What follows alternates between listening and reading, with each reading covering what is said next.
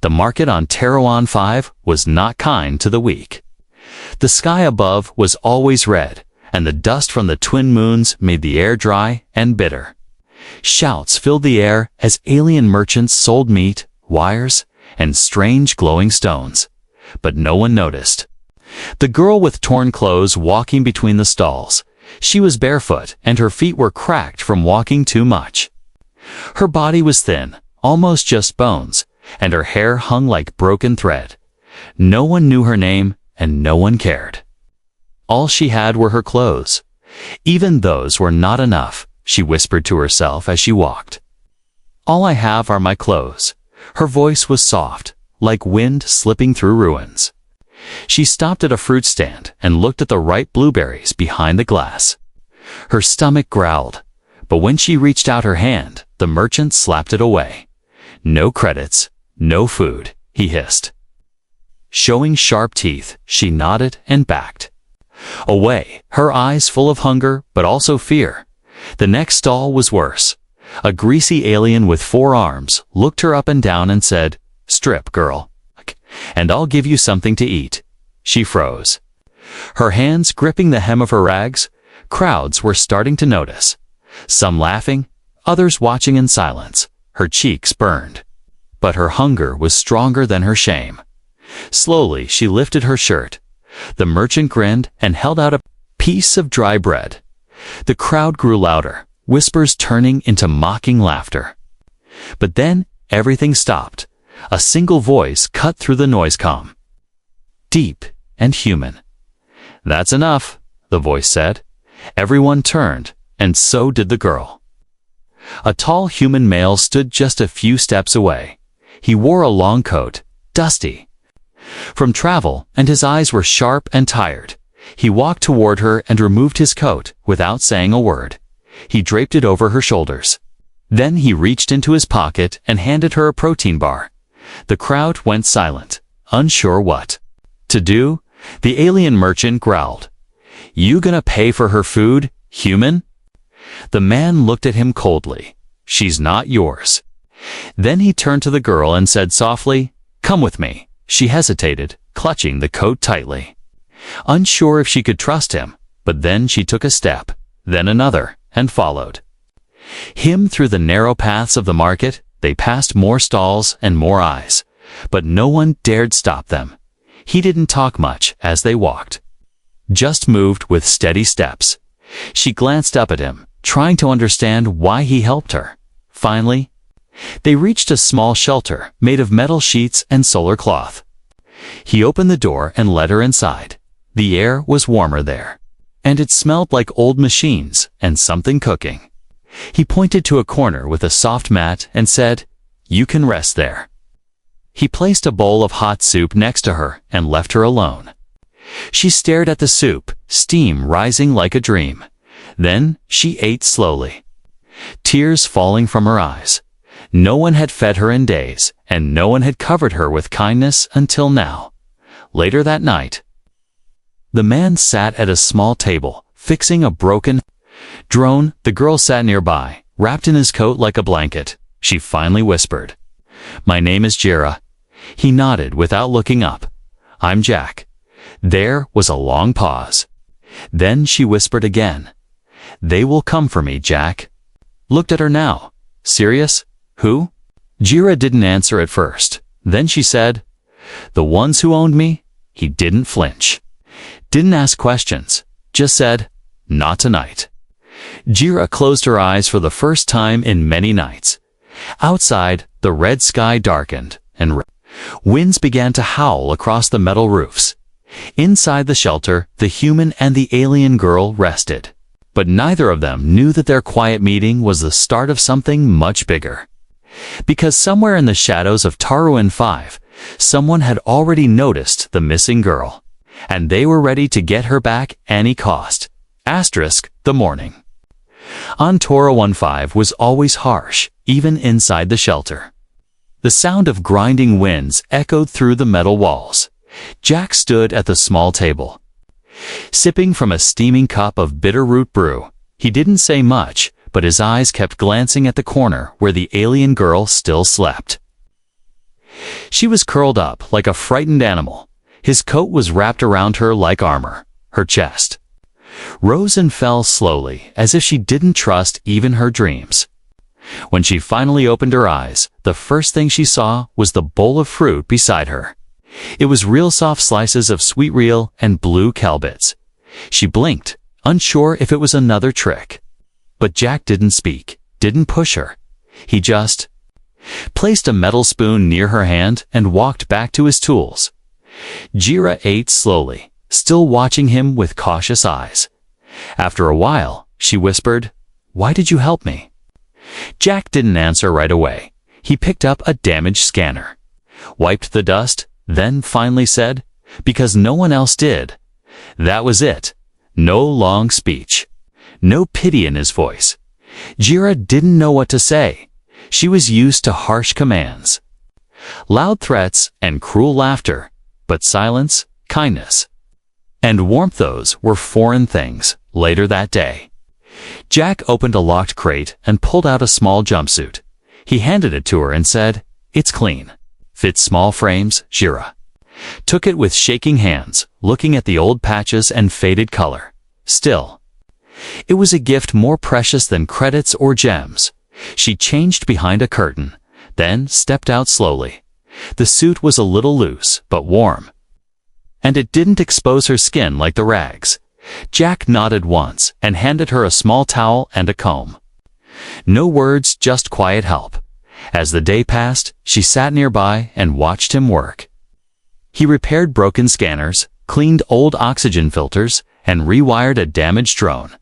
Jira was curious, but silent, until he noticed her staring and offered a screwdriver. "You can watch or help," he said. Her fingers trembled, but she reached out. He guided her hands once, then let her try for the first time in years. She didn't feel like property, she felt like a person that night while stirring a pot of broth. Jack asked, "Where are your people?" Jira hesitated, then whispered, "Dead or scattered." She looked down, eyes full of memories she didn't want. "My world was taken, our minds used for machines, then thrown away when we failed." Jack didn't interrupt, he just let her speak, and she did, lowly, like pouring poison from a wound. "They marked me with a number. Said I was defective," she continued. "I ran when the guard fell asleep, but they'll come for me." Jack sat down across from her, his voice steady. "Then they'll find someone waiting." Jira shook her head.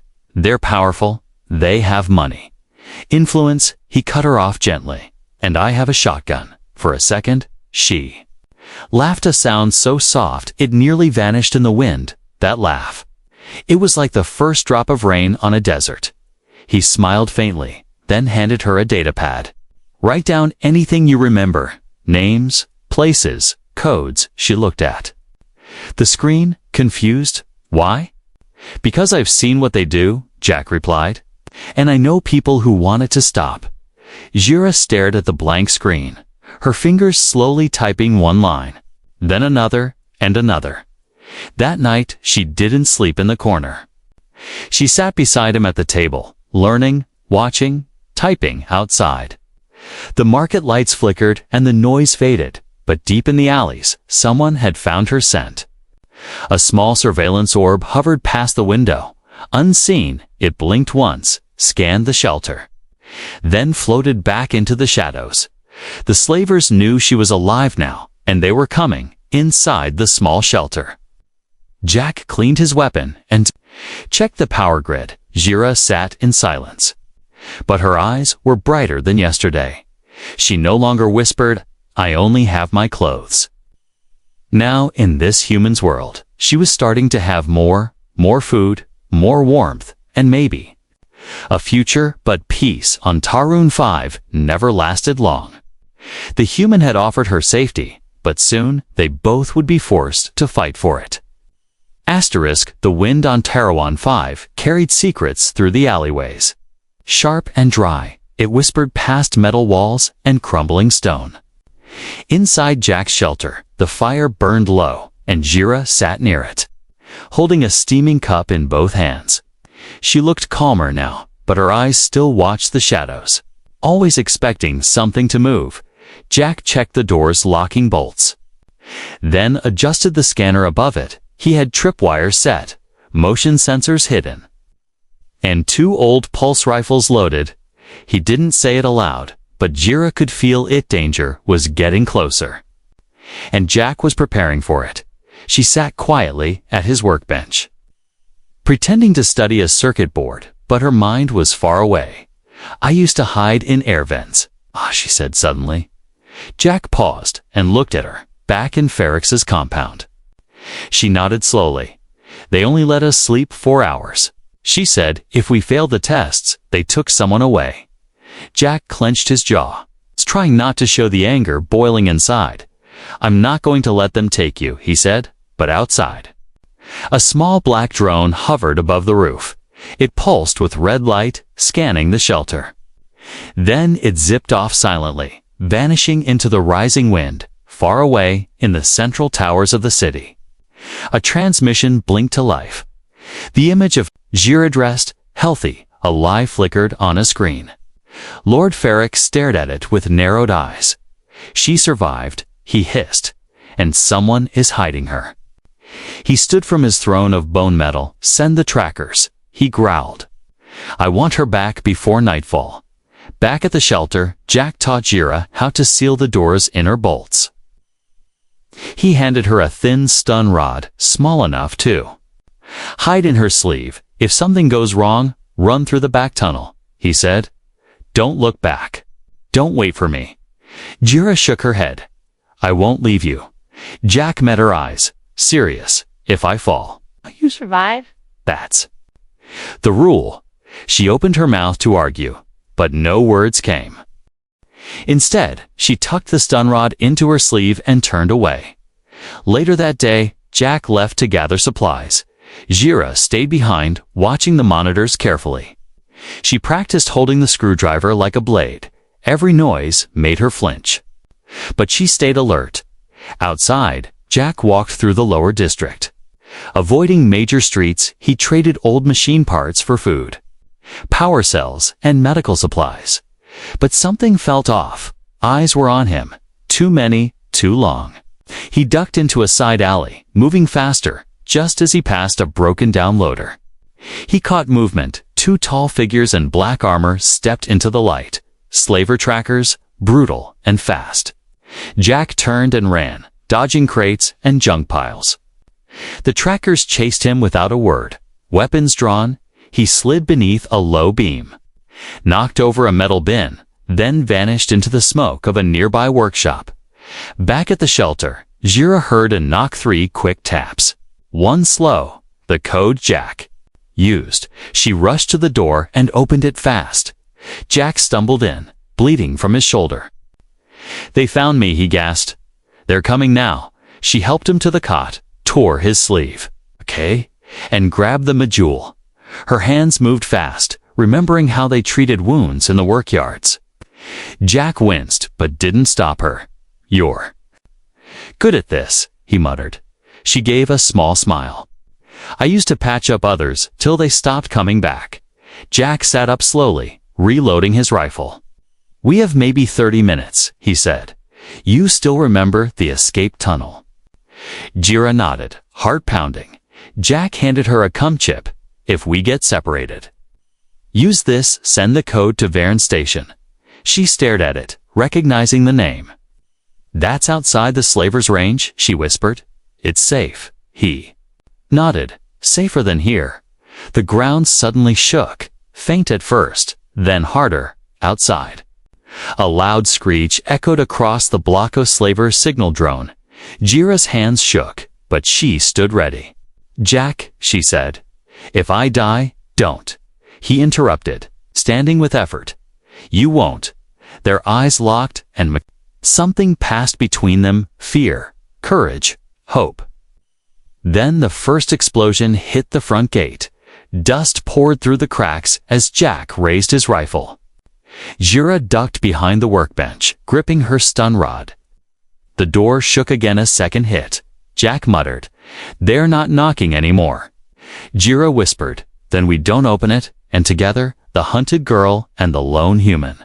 Waited for the next move, but neither of them knew Firax wasn't just sending soldiers. He was coming himself, and he wanted her alive so he could make her wish she hadn't been. The shelter was half dark, filled with smoke and the sharp smell of melted circuits. One corner of the ceiling had collapsed during the second blast.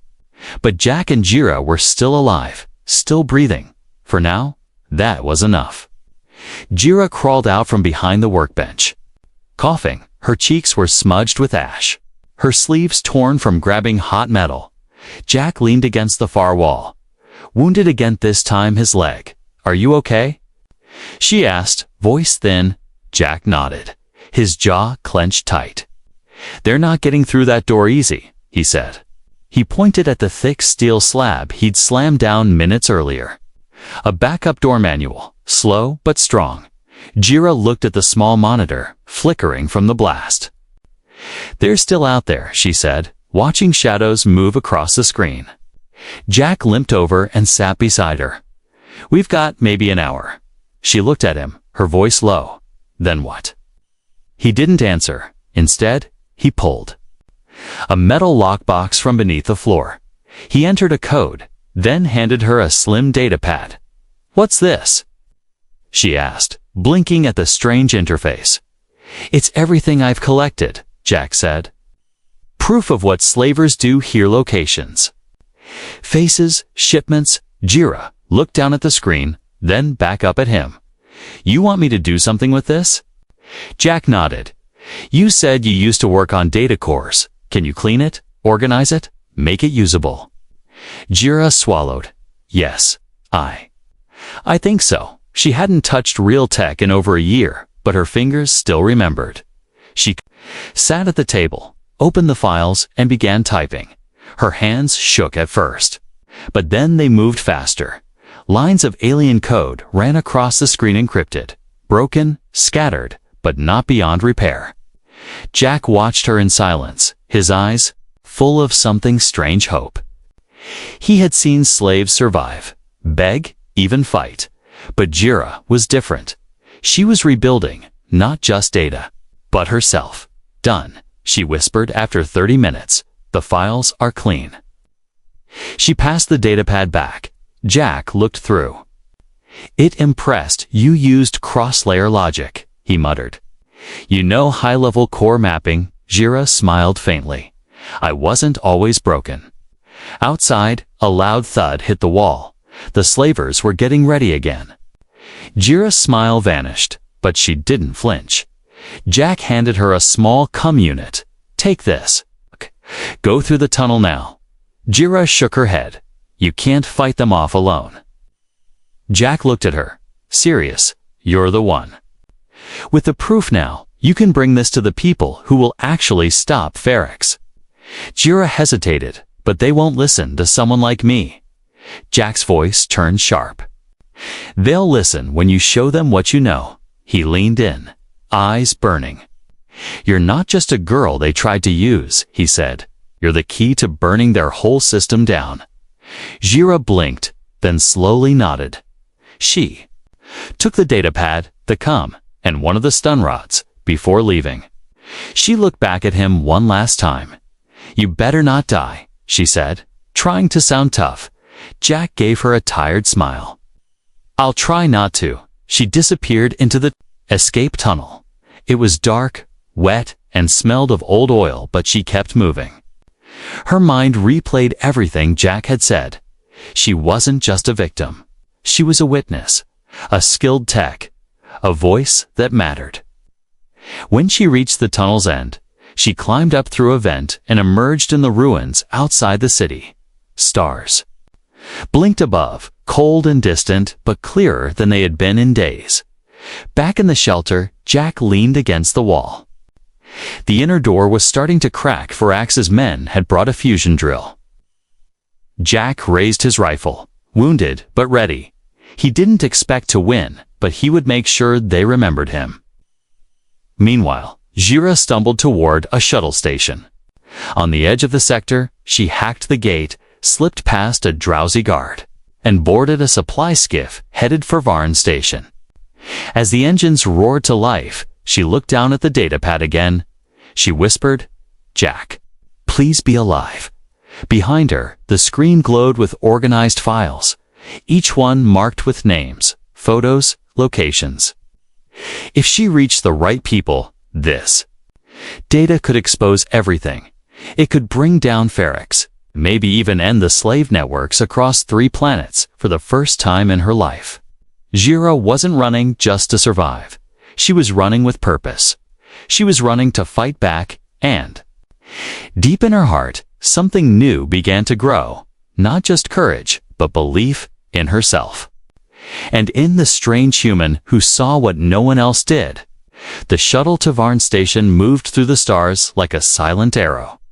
Jira sat near the back, wrapped in a blanket, her hands gripping the datapad tightly around her. Cargo crates rattled, and the old engines hummed. No one asked her name, and she was glad for that. The stars outside the window looked peaceful.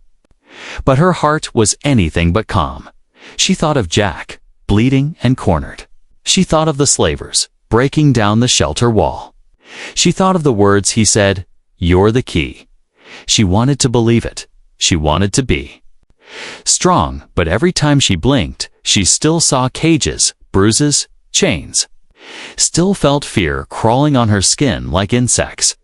Hours later, the shuttle docked at Varn Station.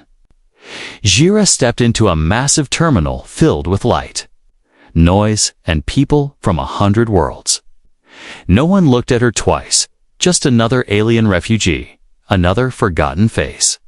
But she had something no one else did, a weapon of truth. She approached a help terminal and called the contact Jack had programmed in.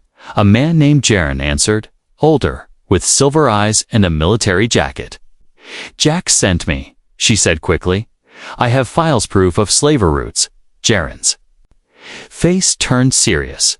"Where is he?" Jira looked down. He stayed behind. Jira nodded. "Come to Hangar 9. Now." She moved quickly, weaving through the crowd, but she didn't see the eyes watching her. One of the station workers, a slim man with green-tinted skin and a long coat, followed her silently. He tapped his cum. "Target confirmed," he whispered. Ferrix's reach was longer than she thought. He had friends on Varn too. Jira reached Hangar 9 and was greeted by Jiran and 2 others. They led her to a private room, secure and quiet. She handed over the datapad, explaining everything Jack had told her. Names, files, locations, even Ferrix's personal signature. Jiran listened carefully, watching her the whole time. When she finished, he placed the pad on a scanner and said, "You did good." Jira's shoulders relaxed slightly. Maybe it would finally end. Maybe she could start over. But outside the hangar, Greencoat whispered again, "She's inside." He said, "You want her dead or alive?" The voice that answered was cold and familiar. "Alive," Ferrix growled. "I want to finish this myself." Back in the room, Jiran turned to her. "We'll protect you," he said. "You're safe now." But even as he spoke, Jira's skin crawled. Something in the air changed to quiet to still. Suddenly, an explosion rocked the hangar.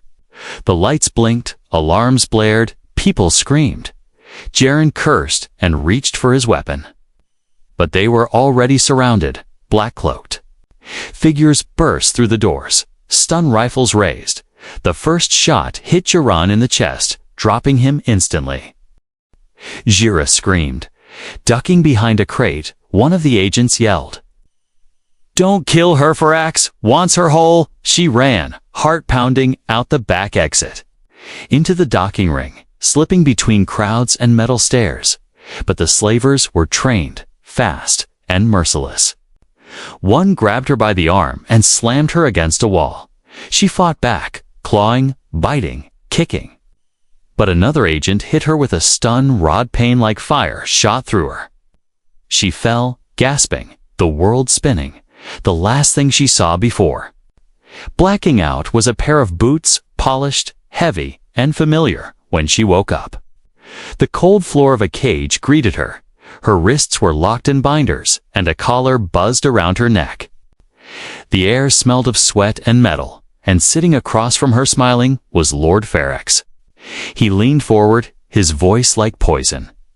"You ran far, little creature," he said. "But everything that breathes eventually crawls back to me." Gira glared at him, lips trembling, but she didn't look away. "Jack will come," she whispered. Ferex laughed. "That mongrel? He's likely dead, buried under rubble.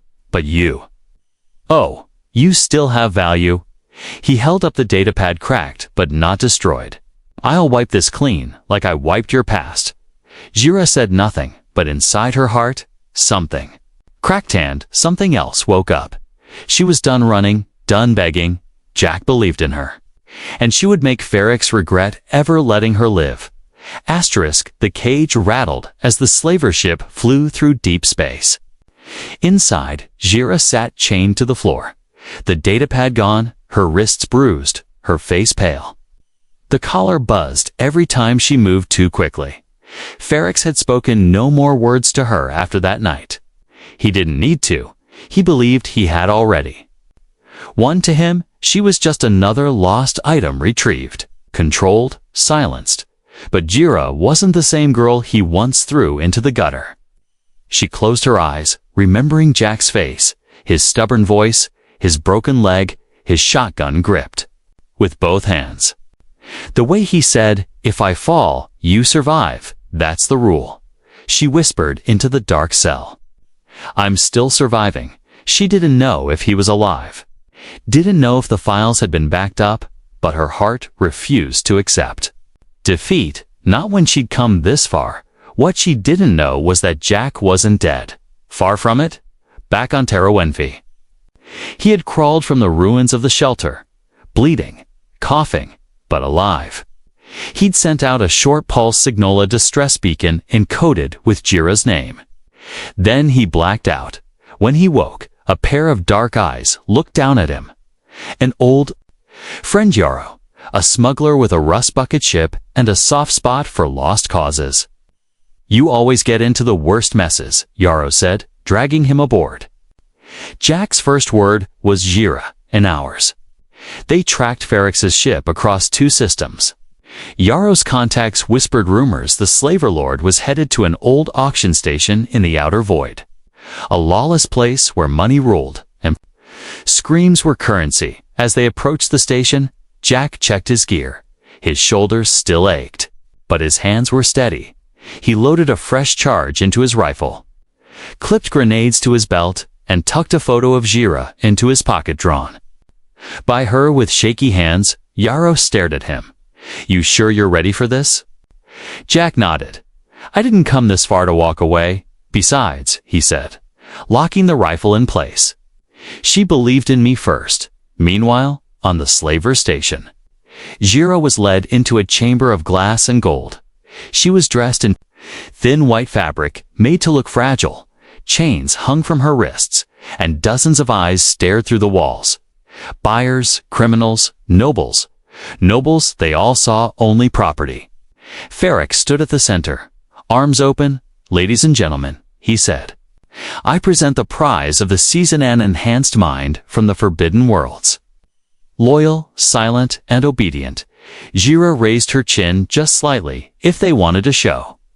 She would give them one, but not the one they expected, as the bidding began. Jack and Yarrow slipped through a side door, blasters drawn, hearts racing. "Security's thin on the east wing," Yarrow whispered. "They think no one's stupid enough to raid a slaver auction." "They haven't met me," Jack muttered. They moved fast, disabling guards with quick shots and electric darts. Jack kicked down a steel door and entered the viewing hall. The moment he saw her on that stage, every pain in his body vanished. "Gira!" He shouted. Ferex spun around, eyes wide. The buyers gasped as Jack raised his rifle and fired into the ceiling. Panic erupted like fire. Jira's eyes filled with shock, then fierce joy. He was alive. Jack leaped onto the stage, breaking her chains with a sharp blast. She collapsed into his arms, whispering, "You came. I told you, he said. I don't let go, Ferrex roared, pulling a blade from his belt. You dare ruin my sail. He growled, charging forward. Jack turned, raising his weapon, but Jira stepped in front. She raised the stun rod from her sleeve. The same one Jack gave her back in the shelter before Ferrex could strike. She drove it into his chest. The shock dropped him to the floor, twitching and gasping. The crowd screamed. Some running, some filming. Yarrow appeared beside them, laughing. You two sure know how to crash a party. Jack helped Jara to her feet. We've got what we came for, he said. Let's go before they lock the exits. As they ran, explosions rocked the station. Other captives were breaking free, chaos spreading like wildfire, and at the center of it all was Jira, no longer a victim, but the storm that changed everything. Asterisk, the auction station burned behind them. Smoke rose into the stars, and the sound of alarms echoed through the dark vacuum. Yarrow's ship, a patchwork cruiser named the Ember Wind, lifted off just as the station's upper dome cracked.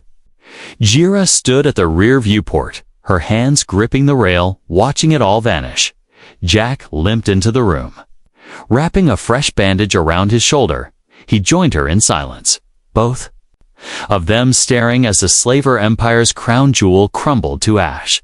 She turned to him slowly, her voice soft. It's over. He looked at her and shook his head gently. No, he said, it's only beginning. Jira held the datapad close to her chest. The backup had survived thanks to her instinct to copy everything before she was captured. With it, names of corrupt buyers, slaver routes, and Ferrex's entire network could now be exposed. Proof that couldn't be ignored, even by the most blind governments. Yarrow entered the cockpit, grinning. We've got clearance to land on Delta Reach. It's neutral territory, he said, and I know a few people who'll be very interested in what you've got. Jira nodded slowly, her voice steady now. Good. They need to see. She whispered, all of it, when they arrived. The atmosphere of Delta Reach was heavy with mist and city lights. Jack and Jira were escorted to the council building by guards who had once turned away from such stories, but now they couldn't deny her presence. She stood tall, wearing a simple gray jacket and boots not rags, not chains, inside the chamber. Lights flashed as holo recordings played. Jira stepped forward and placed the datapad on the central table. This is everything, she said. From inside Ferrex's network, her voice didn't shake. Council members leaned in, stunned by the faces, the maps, the proof. One of them whispered, how did you get this? Jira looked over at Jack, then back at the council. Because someone believed I was worth more than my price tag. There was silence, then a murmur, then louder discussions. Laws would not change overnight, but something had been lit. A fire that would not go out, outside in the public square. People had gathered. Word of a survivor exposing one of the most feared slavers had spread fast. Jira stepped out, unsure of what to say. But then she heard a voice, small, from the crowd. Is it true? A little alien girl asked, were you like us? Jira knelt and nodded. Yes, but you're free now? The girl whispered. Jira smiled. I am, she said, and you will be too, that night, in the quiet of the Ember Wind. Jira sat with Jack under the stars. A soft wind blew through the open bay door. He sipped from a cup, eyes half closed. She leaned against him, tired but peaceful. Do you ever wonder, she said, why you helped me that day? Jack shrugged. Because you needed it. She shook her head. But why me? He looked at her, serious. Because you didn't give up. She reached into her pocket and pulled out the folded piece of paper. It was the sketch she drew on. The shelter floored her and Jack standing under a red sky. She handed it to him with a smile. I don't have chains anymore, she said, but I kept this. Jack stared at it, then carefully tucked it into his jacket. You gave me a reason. To fight again, he said quietly. She looked up at the stars. So, what now? She asked. Jack grinned. Now we rebuild, not just laws, not just systems, but lives. Jira nodded slowly. I want to find others like me, she said. Teach them, help them find their voice, and I'll make sure no one touches them, Jack added. Together, they had become more than survivors. More than fugitives or rebels, they were a signal, a warning to those who bought and sold the innocent. Freedom didn't have to come in armies or banners.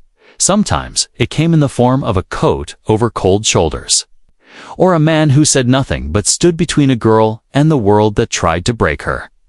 And as the ember wind flew into the night, Jira whispered into the stars, I was given away for nothing. But now, she smiled, I know what I'm worth.